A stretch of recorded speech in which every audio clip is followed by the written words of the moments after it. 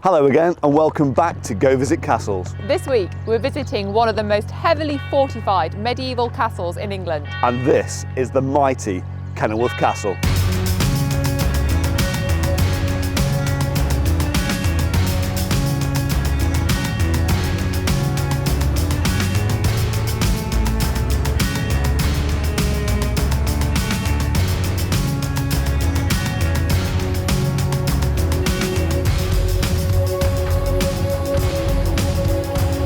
In 1120, Geoffrey de Clinton began work on the castle here at Kenilworth after he was appointed the Sheriff of Warwickshire by Henry I.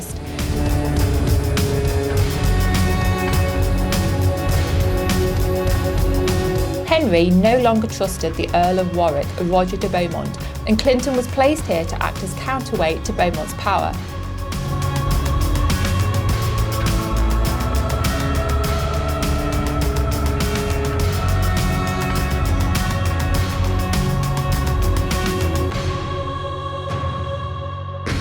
When you visit Kenilworth Castle, the main entrance into the castle is along this unassuming causeway. But it's not just any old causeway, it's actually a 16th century jousting arena, also known as a tilt yard. Back in the Tudor period, knights and noblemen from across the realm would have met here to take part in the tournaments held at Kenilworth Castle.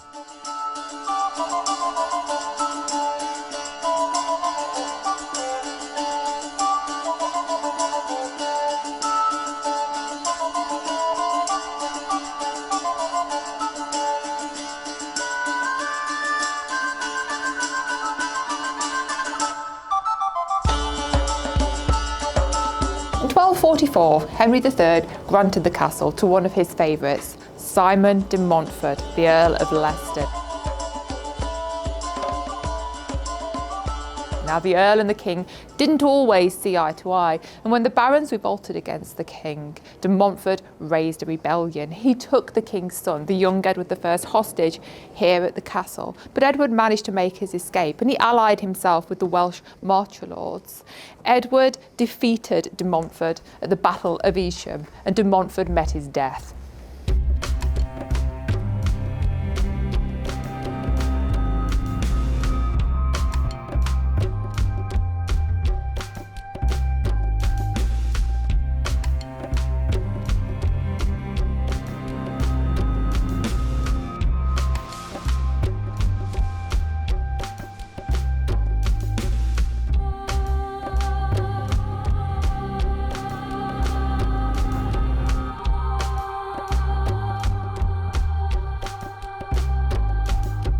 This mighty Norman keep was built back in the 1120s, and it's very plain to see how well built this keep is. Its walls are 16 feet thick.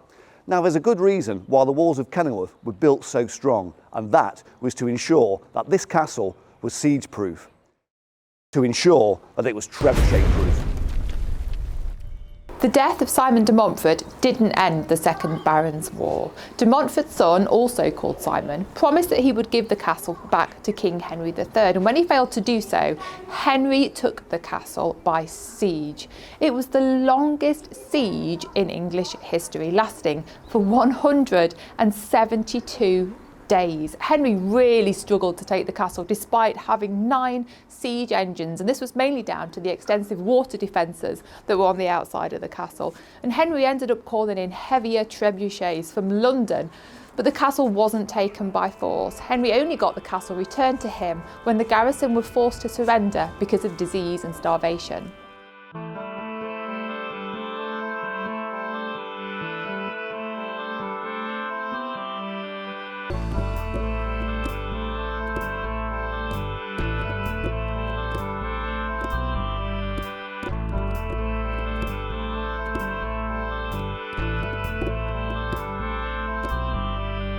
We're now in the Great Hall at Kenilworth Castle, built by John of Gaunt in the 1370s, and this Great Hall was the widest roof space in England after the Great Hall at Westminster.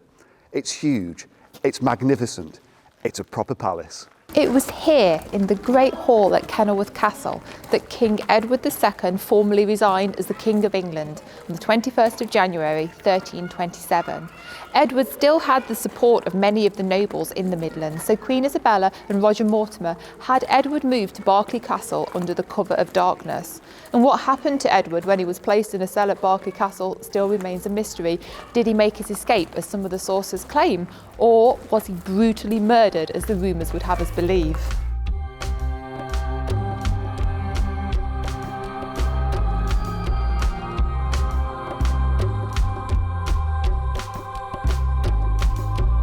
Like most castles at the end of the English Civil War, Kenilworth was slighted by the parliamentarians and remained a ruin ever since.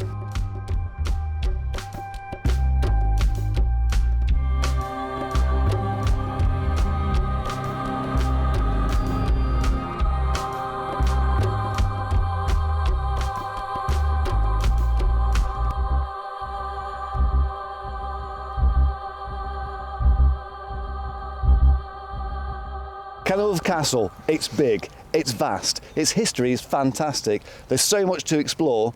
I really like it. I do as well. I really like the defences that this castle has, because where we're standing now, this was a water defence. King John had this area flooded. So when the castle was sieged, the trebuchets had to clear not only this vast amount of water, but the missiles also had to hit the castle walls up there as well, which was just never going to happen, was it? Which were incidentally 16 feet thick.